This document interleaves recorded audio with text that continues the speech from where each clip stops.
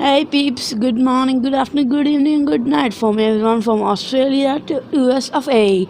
Today, me, Aryan Raju, will be getting deep and muddy in a new show, which is called Deep and Muddy. Today, we are going to be looking at tires and wheels. Yes, it's weird, I know. Today, we are going to see how to select a tire for your car, when and how do you know that it's dead. Yeah, I did say dead. And how to differentiate one tire from another tire. So let's get right into it. A tire is round, like you know, and it's mostly made up of rubber, but in the starting days it was made of leather and steel and iron and now rubber.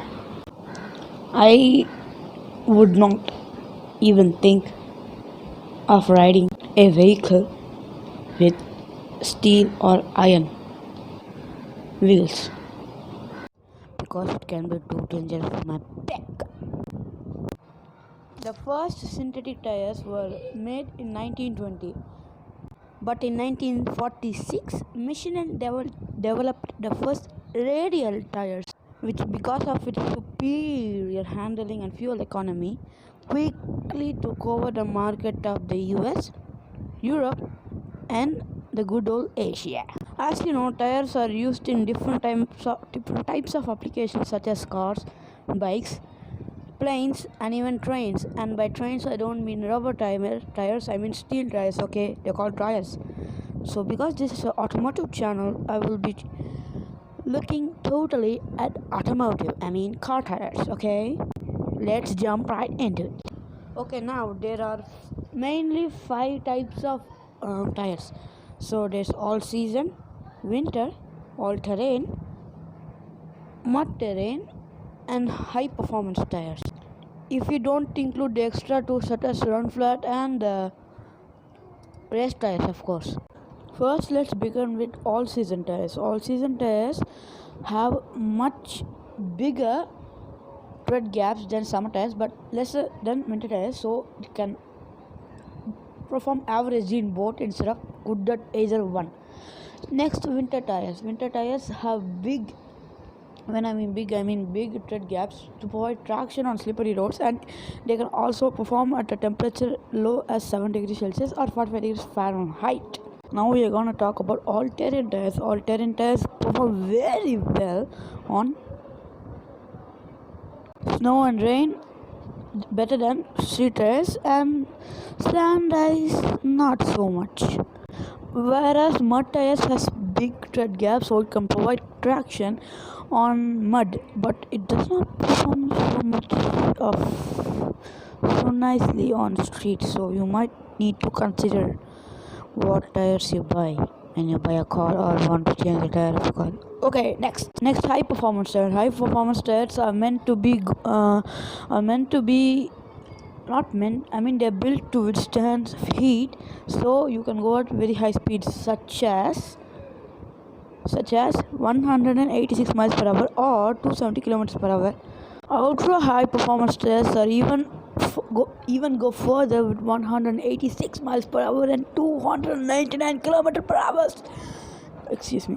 So now we are going to look at what do the letters on a tire mean. Okay, first the name, like I don't know, Michelin, Pirelli, whatever tire you have. First the name, then not a random letter. There will be a letter P on our example.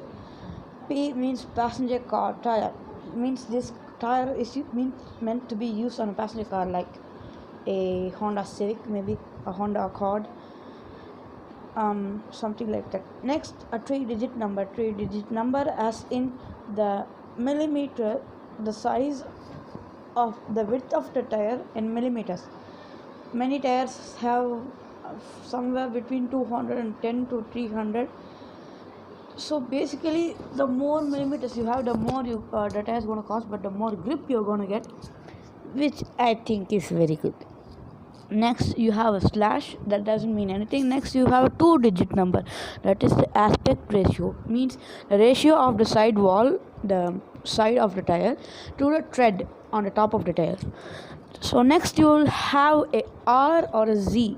R means it's a radial, it's a type of tire, and then you have another 2-digit number, rim diameter code. This will be how big your tire is. So big pickup trucks will have up to 30, while small cars will have up to 20. So the bigger the tire, the bigger the tire, the higher the number will increase. So next there will be a 2-digit number with a single letter. It will show you the load index and speed symbol. Next it will show you what tire it is. For example, if it is a M plus H, it's all season, and it will show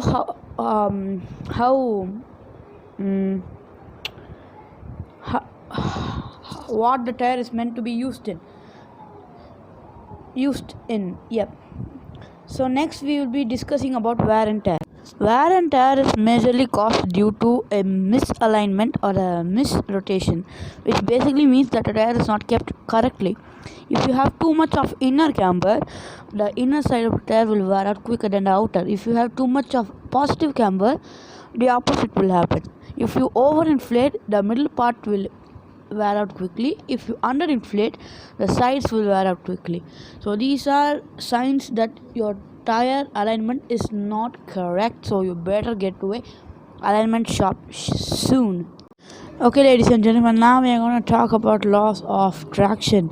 Loss of traction means a situation where you lose traction. So the first case is melting of rubber. Yes, ladies and gentlemen, melting of rubber. Due to forces like cornering or accelerating, your tire begins to heat up, which causes rubber to melt. So this can melt the tire and make it degrade even more.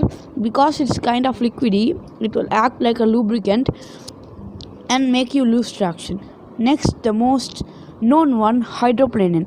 Hydroplaning usually occurs when you are in a rainy area or in a place where it rains heavily. When a motor vehicle, or a car in our case, goes over a wet pavement of road with sufficient speed, the water may not have time to escape your wheels. So what it does, it builds up in front of your car until the water is below your car wheels. So without contact to the road, your wheels would slip. Even braking won't help. This may cause a lot of accidents. So next is road. I mean, not road, ice and snow. Yay! Because ice is so smooth, even smoother than a road. Yes. Because ice is so smooth, it causes less near to zero amount of friction. So this causes the tire to slip. So basically the same thing happened to a car when hydroplaning, but instead of liquid water, you get solid water here. Next is soft ground. Soft ground is a major factor of losing traction, as soft ground is slippery like mud. Keep a leg on mud and try to start running, do a launch, in human terms, will slip. Same to cars, because they don't have any adhesiveness. Mud will tend to slip. Anyone who mud tends to slip. So this also happens to cars. Dry sand also does this because it's also cohesive. Okay, people, I guess that's done for today. Please go first subscribe to Auto Unity, like the bell, press the like button, slap on the bell, give us some comments, maybe give us some ideas on what to do next. We will be in the comment sections for the first 1 to 2 hours or somewhere in between after the video upload. So please do check our videos. After doing that, make sure to go to our Insta, follow us on Auto Unity, follow me personally at Alpha Wolf, and follow my friend Somesh, who is the host of the Go Into the Deep show at N413. We'll see you. Goodbye. Peace.